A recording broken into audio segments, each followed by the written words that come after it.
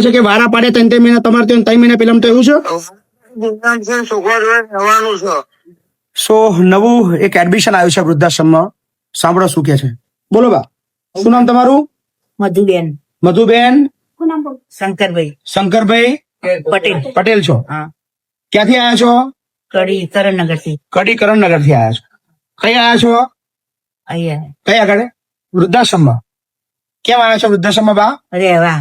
રહેવા. હા. કોણ છે તમારા ઘરમાં? મારા ઘરમાં તો છોકરા છે, એક વહુ છે. છોકરા કેટલા છે? 2. 2. હા. તો રાખતા નહીં? નહીં રાખતા, રાખે છે પણ વારામ પણ સારું નહીં રાખતા. કેમ વારા? વારા એટલે કેવું ખબર ના 3 પડી. મહિના આઈને 3 મહિના આઈને ખાટલો મોદી પર ખાટલો ફેરવવાનો ને ખાટલા ઉસી લઈ જવાના વારમ અમદાવાદ ને બધા કરણનગર અમદાવાદ. 3 મહિના પહેલા ઘેર, 3 મહિના પહેલા ઘેર. ઓહો. વારા પરથી બદલતું રહેવાનું. ઓહો, મને વારમ હરખું રાખતા નહીં સારું, અને ગારો બોલો અને પછી મારવા આવશે જે હોય એ. દેવ છોકરા એવું કરે છે? હા, મારવા આવી. તમારા ઘરવાળા નહીં એ તો ઓફ થઈ ગયા? 4 ના 14 ના. તમારી મમ્મી છે બેન? તો ભાઈઓને કહેતા નહીં તમે કશું?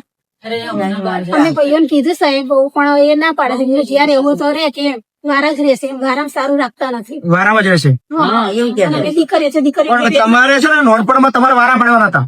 એમ નહીં. તમારા 2 છોકરા હતા ને, ઓહો. એક છોકરાને 6 મહિના મંદિરમાં મિલી લેવાનો હતો અને બીજાને રાખવાનો, પણ બીજાને 6 મહિના મંદિરમાં મિલી લેવાનો હતો. એવું તમે વારા પાડ્યા હોત ને તો તમારી આ દશા ના આવત. તો ના હોય. સમજ્યા? હા, તો ના હોય. છે તમારા છોકરાનો ફોન નંબર છે?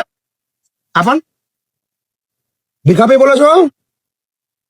કોણ બોલો? મહીપતસિંહ બોલો. ભીખાભાઈ, બોલો બોલો. તમારી મમ્મી વૃદ્ધાશ્રમમાં રહેવા આવ્યા છે, હા હા તો લઈ લેવાના છે ને? હા. લઈ લેવાના વૃદ્ધાશ્રમમાં. એ હું કોઈ નહીં કહેતો. એટલે એવું કે છે કે વારા પાડે 3 મહિના તમારે ત્યાં 3 મહિના પેલા તો એવું છે. વારા તો કે દુનિયામાં છે ને છોકરા જોડે રહેવાનું છે. એટલે કોઈ મજૂરી કોમ નહીં કરાતા, કોઈ ભૂખ્યું નહીં રહેતું. જે નાટક ના કરો એને એકલી રહેવું છે. એટલે લઈને દોડે કોણ બાપુ? એટલે 3 મહિના બે ભાઈઓ કે વારા ફરતી રહેવાની એવું સિસ્ટમ છે ને આપણે?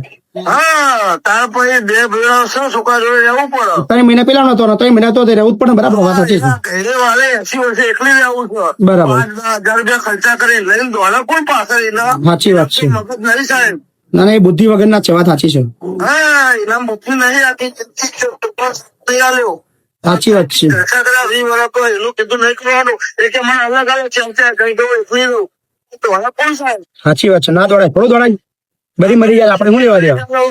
એટલે કે રહેવું રહેવાનું. દરવાજા ખુલ્લા છે. ખાઈ પીને ચૂપચાપ બેહી રહ્યો તો દરવાજા ખુલ્લા, બાકી બંધ નહીં. બસ બંધ એનો દરવાજો. અમે કોઈ એનું કોમ નહીં કરાતા, વૈતવા નહીં પણ કરતા. ભીખાભાઈ, તમે 2 ભાઈઓ છો ને તમે? તો તમારા 2 ભાઈઓ જયારે જન્મ થયો હતા, બેવના 6 મહિના એકના મંદિરમાં રાખીને 6 મહિના બેન વારા પાડ્યા, તો તમારી દશા શું થત? ના ના, એમ પણ મને આ વાતનો તો જવાબ આલો કે તમને 2 ભાઈઓ છો, 6 મહિના મંદિરમાં રાખ્યા હોત અને 6 મહિના તમને વારા પાડીને તમને બેન પાલ્યા હોત તો તમારે શું દશા આવવાની હતી, તમને ખબર છે?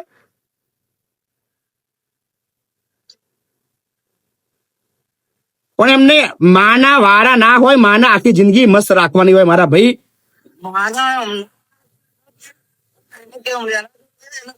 તમને 2 ને એને મોટા કર્યા, તમે 2 ભેગા થઈને એકને પાલવી શકતા નહીં તમે?